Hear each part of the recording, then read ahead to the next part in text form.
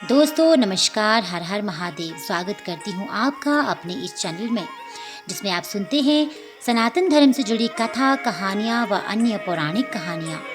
दोस्तों, आज मैं आपके लिए हनुमान जी से जुड़ी एक बहुत ही रोचक कथा लेके आई हूँ। हनुमान जी की बहुत सी कथाएं हमने रामायण में भी सुनी हैं, और आज उन्हीं के बचपन और उनकी शिक्षा को लेकर एक बहुत ही अच्छी कथा मैं आपके लिए लेके आई हूँ। उम्मीद करती हूँ आप इस कथा को अंत तक सुनेंगे। हनुमान जी के धर्म पिता वायु थे। इसी कारण उन्हें पवन पुत्र के नाम से भी जाना जाता है। बचपन से ही उनके अंदर बहुत सारी दिव्य और असीमित शक्तियाँ थी। बचपन में एक बार उन्होंने सूर्य को पका हुआ फल समझकर खा लिया था और उड़ गए थे।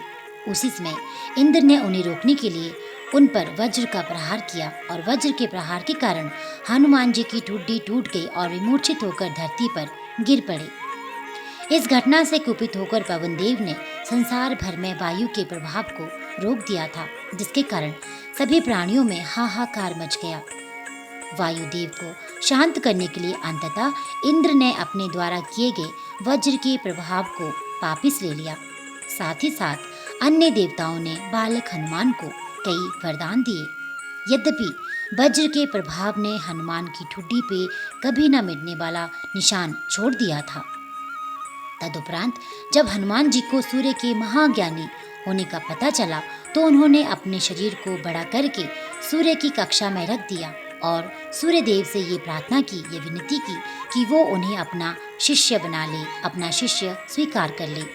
मगर सूर्य ने उनका अनुरोध ये कहकर ठुकरा दिया कि वो अपने कर्म स्वरूप सदैव रथ पे भ्रमण करते रहते हैं, अतः हनुमान प्रभावपूर्ण तरीके से शिक्षा ग्रहण नहीं कर पाएंगे।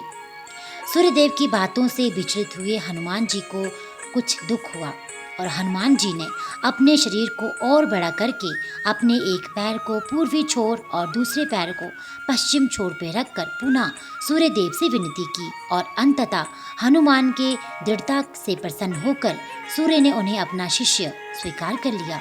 तदुपरांत हनुमान जी ने सूर्यदेव के साथ निरंतर भ्रमण करके अपनी शिक्षा ग्रहण की। शिक्षा ग्रहण करने का नियम है, विद्यार्थी को शिक्षक के सन्मुख रहकर ज्ञान अर्जित करना पड़ता है। इसलिए हनुमान जी सूर्य की ओर मुख करके उनकी गति से निरंतर उल्टे दौड़े।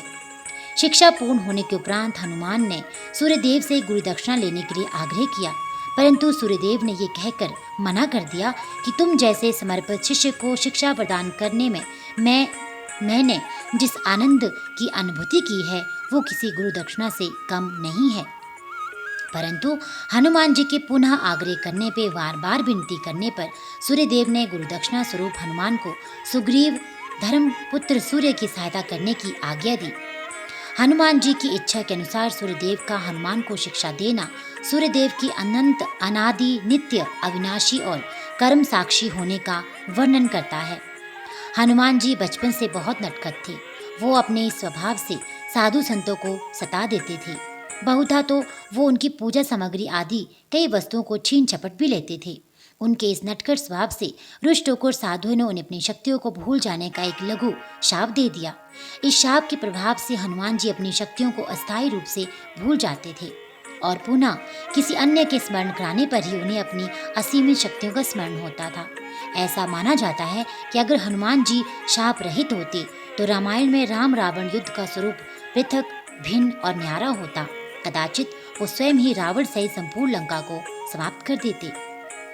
दोस्तों, उम्मीद करती हूँ आपको ये कथा, ये कहानियाँ, ये पौराणिक कहानियों का चैनल अच्छा लगता होगा। अगर आपको ऐसी अन्य कथा कहानियाँ सुनते रहना है तो कृपा करके इस चैनल को लाइक कीजिए, सब्सक्राइब कीजिए, अधिक से अधिक प्रतिक्रिया दीजिए, और साथ ही साथ बेल आइकन को भी दबा दीजिए, और जितना हो सके इस वीडियो को शेयर कीजिए। आपका दिन शुभ हो। हर हर महादेव। जय बजरंगबली।